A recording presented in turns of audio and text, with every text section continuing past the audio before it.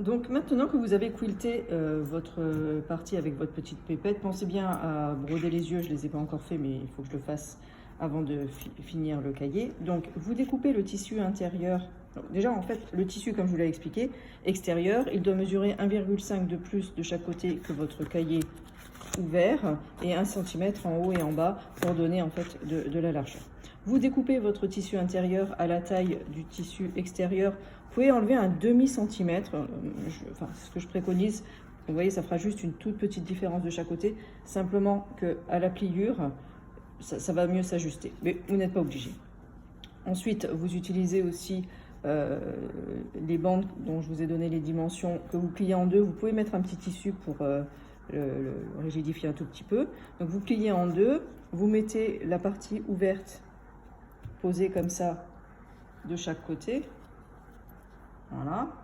On peut mettre une épingle pour tenir et on retourne. Et là, vous allez maintenant donc poser votre bande de biais tout autour. Donc on va commencer un endroit, je vous montre ça dans la prochaine vidéo. J'épingle et je vous montre en fait comment on positionne le biais, notamment pour nos angles. Voilà, donc pour la pose du biais, je me mets toujours sur l'avant. Je trace donc à 0,5. Donc la règle, on n'oublie pas le premier trait jaune. Donc je couds à 0,5 et je fais le tour. Donc les angles, en effet, je vous en ai gardé un. Donc les angles, juste visuellement, je vous montre. Là, j'ai mis des épingles. Voilà, il y a vraiment cette notion de plier son tissu. Donc je vais vous montrer comment je fais. J'aime bien épingler pour bien marquer. Donc quand on arrive, voilà, quand on arrive quasiment à 0,5, donc je fais ma couture. Je suis toujours un petit peu en arrière. Hein. Voilà, donc là, je fais en sorte qu'il ne reste que 0,5. Je refais une deuxième fois pour bien stabiliser. Et je repique mon aiguille, voilà, dans le 0,5. Je la fais passer en fait de l'autre côté.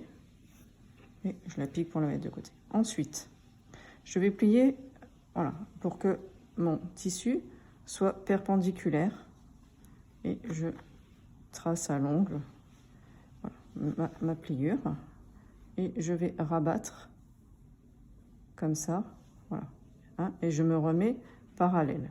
Donc je me mets perpendiculaire à ma ligne et ensuite je rabats parallèlement. Voilà.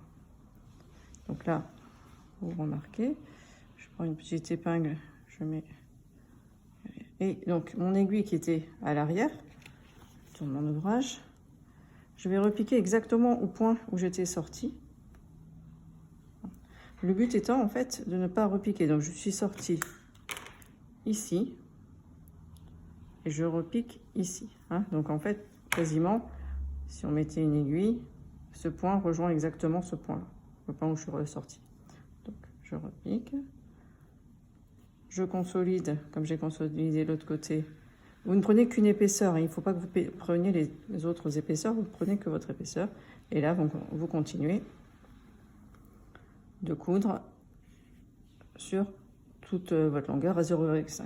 Pour ce qui est de la jonction, là il me reste très peu de tissu, donc je vais simplement faire une jonction comme ça. Si vous deviez rajouter le biais parce que votre cahier était plus grand, comme d'habitude, il y a eu des vidéos à ce sujet-là, donc on prend le biais qui est donné, vous avez un morceau supplémentaire. Voilà, donc pour joindre deux biais, pour que ça soit propre, vous prenez votre biais dans ce sens-là et le deuxième perpendiculairement. Vous pouvez épingler si vous le souhaitez, juste pour marquer.